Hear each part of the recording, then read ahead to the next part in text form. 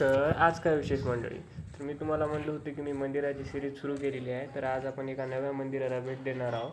तर आज आपण निघालो होतो महादेव मठाला. तिथं आपण गेलो. तिथं गेल्यावर सर्वप्रथम तर आपण देवाचे दर्शन ते घेतले आणि आपल्याला याचा पूर्ण मोठा ब्लॉग पण करायचा होता. मग आपण महाराजाला ते भेटलो. महाराजाला भेटल्यानंतर त्यांच्याकडून माहिती ती घेतली. मी तिथले सर्व शूट ते घेतले. तिथं दर्शन ते केले. तिथलं वातावरण एकदम शांतिमय आणि स्वच्छ आहे. परिसर एकदम सुंदर व स्वच्छ आहे. इथं श्रावण महिन्यात सर्व प्रकारचे कीर्तन व कार्यक्रम होतात.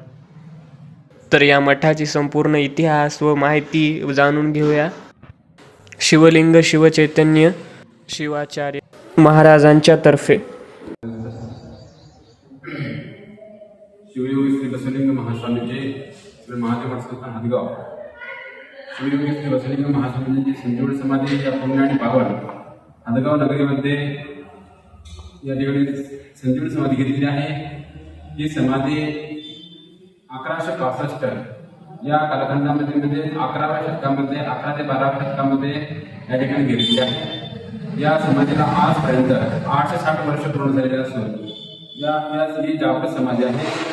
जागृत समाधीपाशी आजही सद्भक्त येऊन आपली मागणी पूर्ण करण्यासाठी ज्यावेळेस भगवंताला मागणी करतात त्यावेळेस भगवंत आपली मागणी या ठिकाणी पूर्ण करत असतो. या ठिकाणी पाहायला गेलं तर ही समाधी जरी दिसायला मूर्ती स्वरूपातना प्रतिमा स्वरूपात जरी असेल तरी हे समाधी जागृत अवस्थेमध्ये आहे. माझ्या जीवनामधला जर सांगायचं झालं तर मला या ठिकाणी पट्टाभिषेक होऊन 3 वर्ष पूर्ण होऊन 4व्या वर्षामध्ये आहे. माझा ज्यावेळेस पट्टाभिषेक संपन्न होत होता त्यावेळेस 19-20 मे या दिवसामध्ये ज्यावेळेस 19 मेला हळदीचा कार्यक्रम संपन्न होणार होता त्या दिवशी सकाळी अथांग असा पाऊस या ठिकाणी संपन्न झाला. भगवंताकडे मागणी केली होती. एवढा मोठा कार्यक्रम संपन्न होत असताना एवढा मोठा पाऊस एवढ्या मे महिन्यामध्ये येणं हे उचित नसून सुद्धा भगवंताकडे येऊन बसून सांगितलं होतं की खरंच जागृत असेल तर हा पाऊस बंद झाला पाहिजे. आणि भगवंताने हे ऐकलं. अवघ्या 10 मिनिटांमध्ये पाऊस थांबून या ठिकाणी पूर्व कार्यक्रमाला प्रारंभ झाला होता. आणि माझं नाही तर या पूर्ण हदगाव नगरी पंचक्रोशीतल्या सर्व सद्भक्तांनी याचा अनुभव घेतलेला आहे आणि अनुभव घेत आहे. ही समाधी फक्त जागरूकता नाही तर अनेक लोकांचे दुःख निवारण करणारी, अनेक लोकांचे दुःख दूर करणारी आहे. या ठिकाणी भगवंताला वाहिलेला बेल, हे बेल आम्ही दुःखितांना ज्यावेळेस देतो त्यावेळेस त्याच्यावर मंत्र म्हटला जातो. जो सद्गुरूने आम्हाला मंत्र दिलेला आहे त्या मंत्राद्वारे तो बेल त्या दुःखाचं निवृत्ती करते, दुःख दूर करण्याचा प्रयत्न या ठिकाणी होत असतात. अमावस्याला पौर्णिमेला या ठिकाणी बरेच भक्त या ठिकाणी येतात, आपलं दुःख नाहीसे या ठिकाणी करत असतात. ही समाधी जागृत आहे. आपण सर्वांनी यावं आणि या समाधीचं दर्शन घ्यावं आणि आपलं दुःख दूर करावं एवढं. वीरशैव संप्रदायामध्ये पंचाचार्यांना अनन्यसाधारण महत्व प्राप्त झालं आहे. वीरशैव संप्रदाय असं म्हणतात. बऱ्याच जणांचा वाद निर्माण होतो की वीरशैव लिंगायत हा वेगळा आहे पण वीरशैव लिंगायत हा एकच आहे. काही जणांचं मत आहे की बसवेश्वराने हा लिंगायत धर्म स्थापना केलेली आहे. पण वीरशैव धर्माची स्थापना जगद्गुरु रेणुकाचार्य आणि पंचाचार्यांनी या ठिकाणी या वीरशैव लिंगायत धर्माची स्थापना केलेली आहे. त्यापैकी वीरशैव संप्रदायामध्ये रंभापुरी, उज्जैनी, केदार, श्रीशैल आणि काशी हे 5 पीठ आहेत. या 5 पीठापैकी 2 नंबरचं पीठ जे आहे उज्जैन पीठ आहे. उज्जैन पीठाचं नंदीगोत्र आहे आणि या नंदीगोत्राचं वृष्टीसूत्र आहे. आणि हा हदगाव महादेव मठ संस्थान या नंदीगोत्राचा असून या ठिकाणी आपण पाहायला मिळते ही दारुकाचार्यांची मूर्ती आहे. या दारुकाचार्यांच्या मूर्तीमुळं सर्वांना प्रचलित होईल की हा मठ नंदीगोत्री आहे, वृष्टीसूत्रीय आहे आणि हा उज्जैनीचा शाखा मठ असून या ठिकाणी बसवलिंग महास्वामींच्या माध्यमातून ही सेवा संपन्न होत आहे. या मठाची स्थापना अनेक वर्षापासून जे की बसवलिंग महास्वामींनी 860 वर्षापूर्वी जरी समाधी प्राप्त केली असेल तरीही तिच्या अगोदर हा मठ स्थापन झालेला आहे. आपण पाहतोय की या ठिकाणी जगद्गुरू परिस्थिती महास्वामींची संजीवन समाधी या ठिकाणी मूर्ती आहे. यांची संजीवन समाधी सागरखेडा या ग्रामामध्ये आहे. ज्यावेळेस या उज्जैन पेठ मध्य प्रदेशमध्ये असलेला महाकालेश्वर म्हणजे उज्जैन, तिथून 8 किलोमीटरवर एक मोठा क्षेत्र सिद्धवट नावाचं गाव आहे. त्या सिद्धवट नावाच्या गावामध्ये हे पीठ होतं. धर्माला आणि धर्म त्या ठिकाणी संपुष्टात यायला लागला. भगवंताच्या पूजेसाठी कोणीही त्या ठिकाणी उरलं नाही. म्हणून त्यावेळेस पाहिलं तर जगद्गुरू प्रसिद्ध महास्वामींचे त्या पीठावर 60वे जगद्गुरू झाले आणि त्यांनी ते पीठ उचलून महाराष्ट्र, कर्नाटक, आंध्र, तेलंगणा पूर्ण भ्रमण करत करत त्यांनी ते पीठ ज्या ज्या ग्रामामध्ये गेलं, ज्या ज्या गावामध्ये गेलं, ज्या ज्या ठिकाणी त्यांनी मुक्काम केला त्या ठिकाणी हा मठ स्थापन झालेला आहे. आणि कर्नाटकमध्ये होसपेठच्या बाजूला उज्जैनी नावाचं गाव स्थापन करून त्या ठिकाणी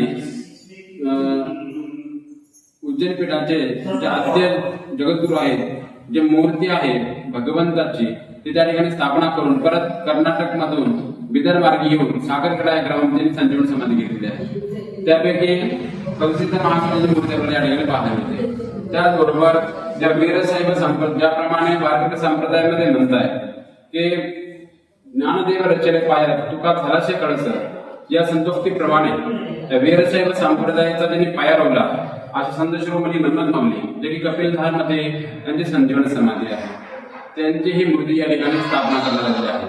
त्याचबरोबर या ठिकाणी पाहतोय भगवान धर्मादेश्वर आहे. सद्गुरूंची सेवा संपन्न व्हावी, जीवनामध्ये सद्गुरूंची सेवा करावी लागते आणि सद्गुरूंची सेवा आपल्या हातनं घडावी, प्रत्येकाकडून घडावी, यासाठी आपण प्रेरत राहतो, कार्यरत राहतो.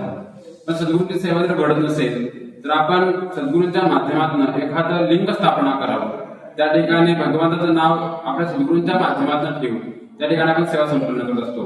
2 वर्षापूर्वी या ठिकाणी या हदगाव महादेव संस्थांमध्ये या ठिकाणी भगवान धर्मादेश्वराची स्थापना करून या ठिकाणी जे माझे आद्य गुरु आहेत सद्गुरू सिद्धलिंग शिवाचार्य गुरुमाऊली यांच्या नावाने हा लिंग स्थापना करून या भगवंताला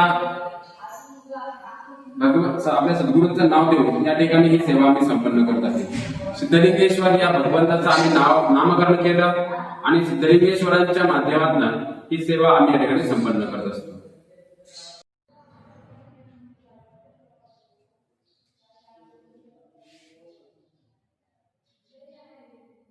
महादेव संस्थान हदगाव या शिवयोगी श्री बसवलिंग महास्वामींच्या या गादीवर, या धर्मपीठावर अनेक शिवाचार्यांच्या या ठिकाणी संजीवन समाधी आपल्याला पाहायला मिळतात.